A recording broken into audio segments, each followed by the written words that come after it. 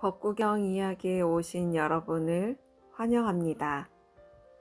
오늘은 6번이나 환속을 반복한 찌따하타 장로 이야기를 읽어보겠습니다.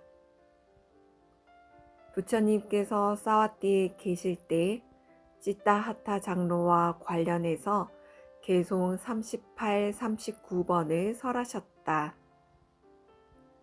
사와띠에 사는 젊은이가 잃어버린 소를 찾아 숲으로 들어갔다.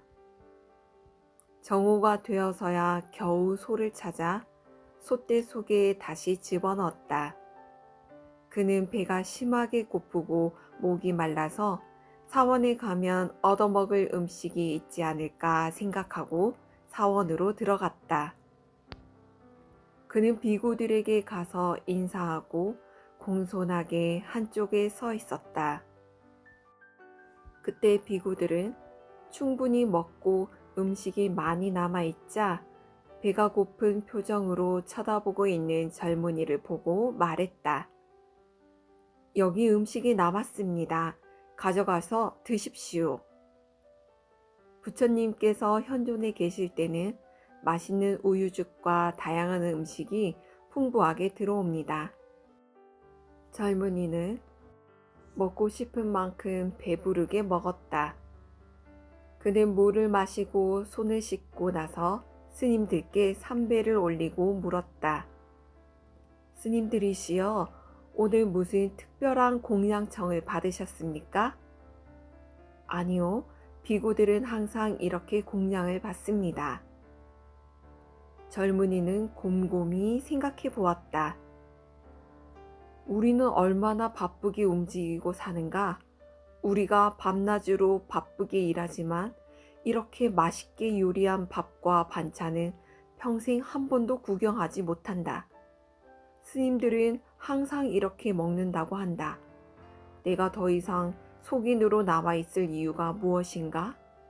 나도 비구가 되어야겠다. 그가 스님들에게 가서 출가하겠다고 말했다. 신도여, 훌륭한 생각입니다. 비구들은 그를 출가시켜 비구계를 주었다. 그는 비구가 된 후에 크고 작은 모든 의무를 다했다. 며칠 지나지 않아 맛있는 음식을 배불리 먹은 덕에 그의 몸은 퉁퉁해지고 피부에 윤기가 흘렀다. 얼마 후에 그에게 이런 생각이 들었다. 음식을 힘들게 탁발해서 얻어먹으며 살아가는 것이 무슨 이익이 있지? 다시 속인으로 돌아가야겠다. 그는 자기 집으로 되돌아갔다. 며칠 동안 논밭에 나가 일하자 몸이 다시 수척해졌다. 세속일이 힘들고 만만치가 않자 또 생각이 변했다.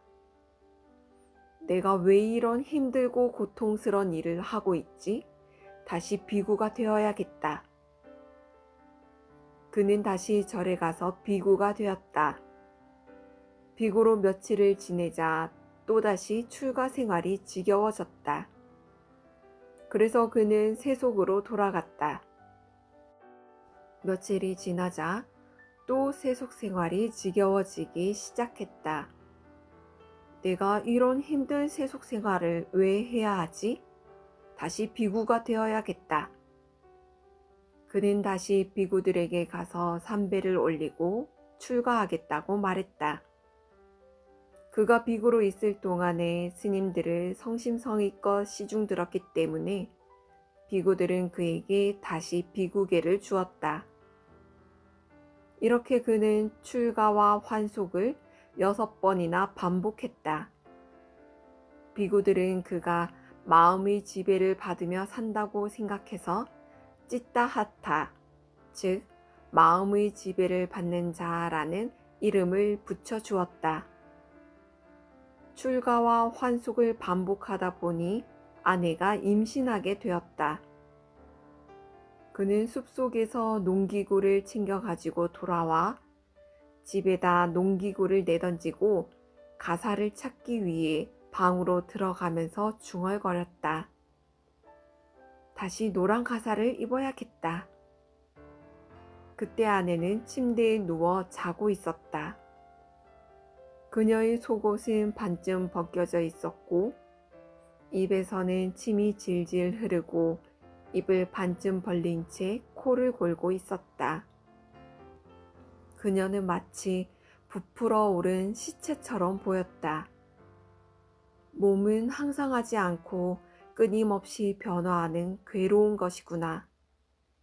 그는 출가와 환속을 반복한 원인을 이제야 깨달았다. 오랫동안 출가하여 비고가 되어서도 그녀에 대한 애욕 때문에 출가 생활을 계속할 수 없었던 거야. 그는 가사를 가슴에 안고 도망치듯 집을 뛰쳐나갔다. 그와 한 집에 살고 있는 장모는 그가 집을 뛰쳐나가는 것을 보고 중얼거렸다. 이 배신자가 숲에서 돌아오자마자 가사를 가슴에 안고 사원을 향해 뛰쳐나가는구나. 무슨 일이 있는가? 그녀는 방으로 들어가 자기 딸이 자고 있는 모습을 보고 곧 상황을 짐작했다. 아내가 자고 있는 모습에 혐오감을 느껴 집을 뛰쳐나갔구나. 그녀는 딸을 깨우고 말했다. 일어나라 이 마귀 할멈아. 네가 자는 모습을 보고 남편이 혐오감을 느껴 집을 뛰쳐나갔어. 앞으로 더 이상 함께 살지 못할 것이다. 엄마 내버려 둬요. 나가거나 말거나 신경 쓸 일이 하나도 없어요. 며칠 후면 되돌아올 거예요. 이 몸은 항상하지 않고 끊임없이 변화하는 괴로운 것이로구나 라는 말을 수없이 외우면서 사원으로 달려가는 동안 어느새 그는 수다원과를 얻었다. 그는 사원에 도착해서 비구들에게 삼배를 올리고 출가시켜줄 것을 요청했다. 비구들이 그를 보고 말했다. 우리는 당신의 출가를 받아줄 수 없습니다. 왜 또 비구가 되려고 합니까? 당신의 머리는 너무 자주 깎아서 숫돌처럼 반들반들합니다. 스님들이시여, 이번 한 번만 더 출가를 받아주십시오. 비구들은 그가 많은 도움을 주었기 때문에 출가를 허락했다. 그는 출가한 지 며칠이 지나지 않아 사무예해를 갖춘 아라한이 되었다. 비구들이 그에게 말했다. 찌따하따 스님, 이제 집으로 돌아가야 할 때가 되지 않았습니까? 이번에는 상당히 오래 머무는 것 같습니다.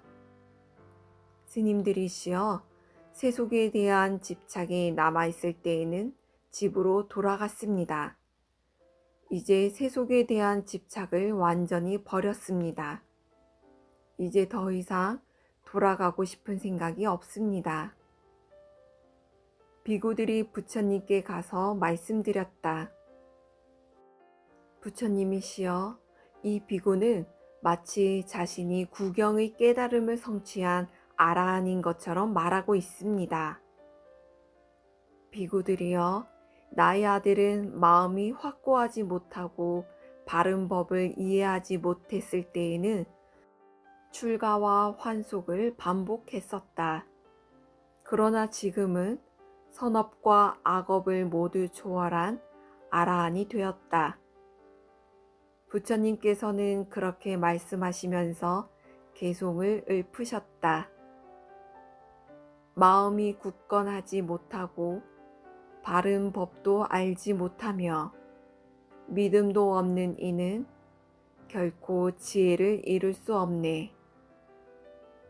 마음이 탐욕에 젖지 않고 성냄에 불타지 않으며 선악을 초월하여 깨어있는 이에게 더 이상 두려울 게 없네. 어느 날 비구들이 모여 법담을 나누고 있었다.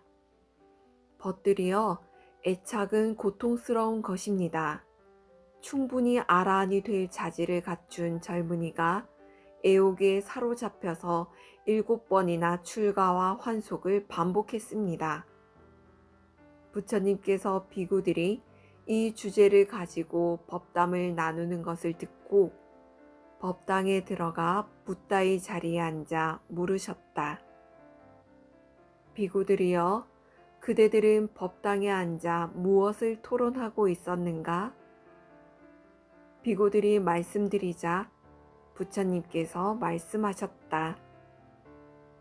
비구들이여, 그것은 틀림없는 사실이다. 애착은 진정 고통스러운 것이다. 번뇌가 물질이고 어딘가에 집어넣을 수 있다면 우주는 좁아질 것이고 범천의 세계는 낮아질 것이다. 애착은 심지어 나와 같은 지혜를 갖춘 고귀한 존재도 현혹시키느니라. 그러니 다른 사람들에 대해서는 말해 무엇하겠는가? 과거생의 나는 반단지의 종자콘과 뭉툭한 사판자루 때문에 6번이나 출가와 환속을 거듭했느니라. 부처님이시여, 그때 무슨 일이 있었습니까? 비구들이여, 듣고 싶은가? 부처님이시여, 듣고 싶습니다. 그럼 이야기해 줄 테니 잘 들어라. 부처님께서 이렇게 말씀하시면서 이야기를 시작하셨다. 부처님의 과거생, 꾸달라와 삽.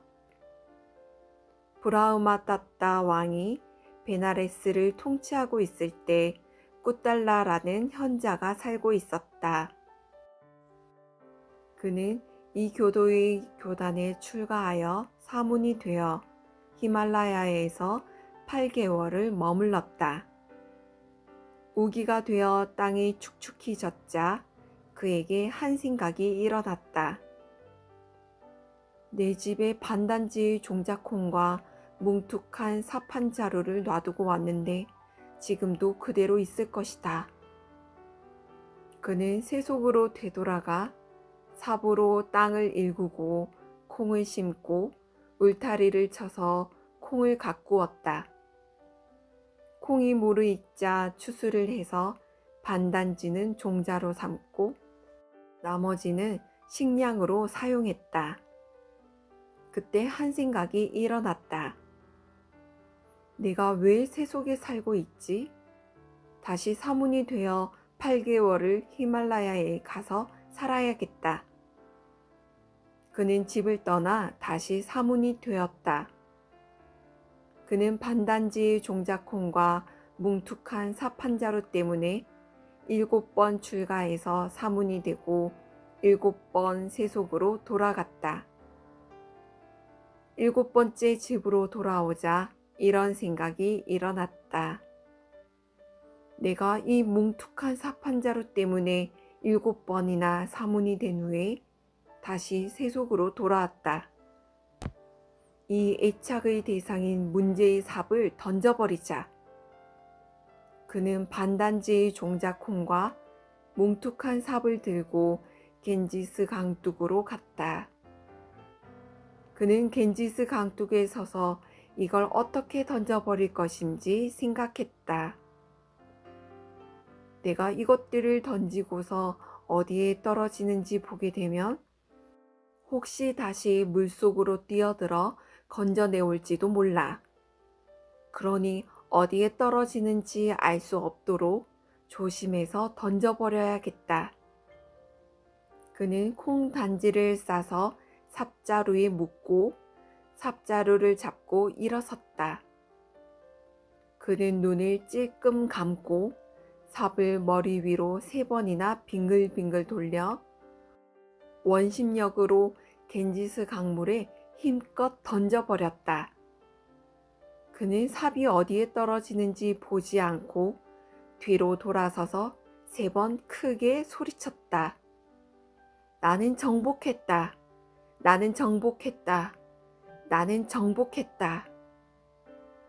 그때 베나레스의 왕이 국경 지방의 반란을 진압하고 돌아오다가 겐지스 강둑에서 천막을 치고 강물에 내려가 목욕하다가 이 소리를 들었다. 나는 정복했다. 라는 말은 왕이 듣기 좋은 소리가 아니었다. 베나레스 왕은 꽃달라에게 가서 물었다.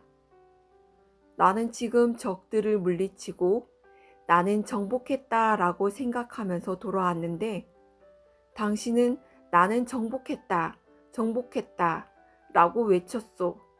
도대체 뭘 정복했다는 말이오? 당신은 밖에 있는 적을 정복했습니다. 당신은 이번에는 승리했지만 다음에는 패배할 수도 있습니다. 그러나 나는 욕망이라는 내면의 적을 정복했습니다. 다시는 욕망이 나를 정복하는 일은 없을 것입니다. 욕망을 정복하는 것만이 진정한 승리입니다. 그렇게 말하면서 굿달라는 개송을 읊었다. 다시 패배당할 수 있는 승리는 진정한 승리가 아니라네. 다시 패배당하지 않는 승리가 진정한 승리라네. 개송을 읊은 후 굿달라는 겐지스 강물을 바라보면서 물가시나를 명상하다가 선정을 얻어 가부좌를 한 채로 공중으로 날아올랐다. 왕은 보살로부터 정신을 일깨우는 가르침을 듣고 굿달라에게 공손히 3배를 올리고 자신을 사문으로 받아줄 것을 요청했다. 왕은 1요자나까지 길게 이어져 있는 자신의 부하들과 함께 사문이 되었다. 이웃나라 왕이 그가 사문이 되었다는 소리를 듣고 그의 왕국을 차지하려고 군대를 이끌고 쳐들어갔다. 하지만 그렇게 번성하던 도시가 텅 비어 있는 것을 보고 충격을 받았다. 이렇게 아름다운 도시를 포기하고 출가하여 사문이 되다니. 왕은 어떤 어려움 때문에 사문이 된 것이 아니었구나. 나도 출가해서 사문이 되어야겠다. 그도 굿달라에게 가서 사문으로 받아줄 것을 요청하고 자신의 부하들과 함께 사문이 되었다. 모두 이렇게 해서 7나라의 왕이 차례로 사문이 되었다. 그들의 수행처는 7요자나 길이까지 뻗쳐 있었다. 보살은 많은 사람들을 출가시켜 함께 성스러운 삶을 살다가 범천에 태어났다. 부처님께서 이야기를 마치시고 말씀하셨다. 비구들이여, 그 당시 내가 굿달라였다. 애착이 얼마나 고통스러운 것인지 잘 알겠는가? 오늘의 법구경 이야기는 여기까지입니다. 오늘 하루는 내가 어떤 애착에 붙잡혀 있고 그러한 애착 때문에 얼마나 고통을 받고 있는지 스스로를 살펴볼 수 있는 하루가 되셨으면 좋겠습니다. 모든 존재가 욕망이라는 내면의 적을 정복하기를 발언합니다. 함께 해주셔서 감사합니다. 사랑합니다.